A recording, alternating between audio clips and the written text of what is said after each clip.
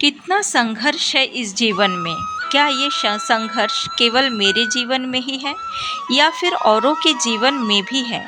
औरों के जीवन में भी है, मगर वहाँ संघर्ष का कारण और विषय कुछ और ही है। लेकिन मानसिक तनाव तो उतना ही उनको भी है जितना मुझे। उनको देखने से मुझे लगता है कि वे कितने सुखी हैं, आनंदित हैं। वैसे ही मेरे जीवन का उद्देश्य भी यही होना चाहिए कि मुझे देखकर भी उन्हें लगे कि मैं कितनी सुखी हूँ, आनंदित हूँ। विष को गले में धारण कर पाऊँ महादेव की भांति।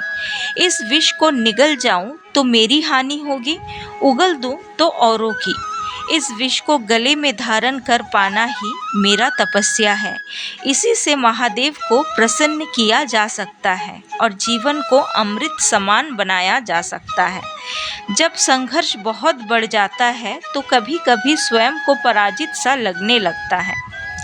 तब कहीं अंतरात्मा से एक आवाज़ आती है कि तू जिस स्थान काल और पात्र में अब अवस्थित है, इस स्थान काल पात्र को परम ब्रह्म से मिलाने के लिए और मोक्ष दिलाने के लिए ये संघर्ष करना आवश्यक है।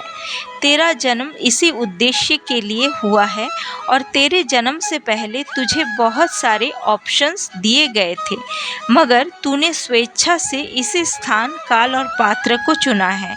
ये तेरी ही चुनाव है। जब तक तू अपने कर्मों के द्वारा इस स्थान काल पात्र को मुक्त नहीं करेगा, तब तक तुझे यह जीवन जीना ही पड़ेगा। यदि तू इस जीवन को आधे रास्ते में स्वेच्छा से छोड़ दे तो अगला जीवन फिर यही से शुरू करना पड़ेगा।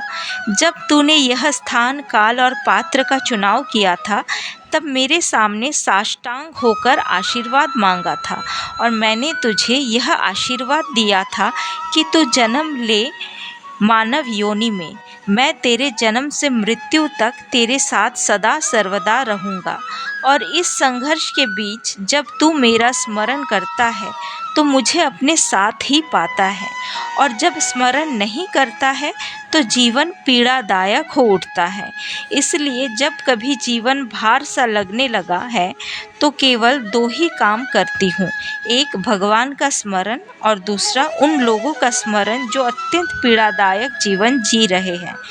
हमें तो अपने चेतन मन से लेकर अवचेतन मन तक एक ही संकल्प करनी चाहिए कि भले कुछ भी हो जाए, परिस्थिति कैसी भी हो, ईश्वर का ध्यान करना नहीं छोड़ना चाहिए। तो मित्रों, कैसी लगी आपको मेरी ये प्रस्तुति? कृपया लाइक और कमेंट करके बताइएगा और चैनल को सब्सक्राइब ज़रूर कीजिएगा। धन्यवाद।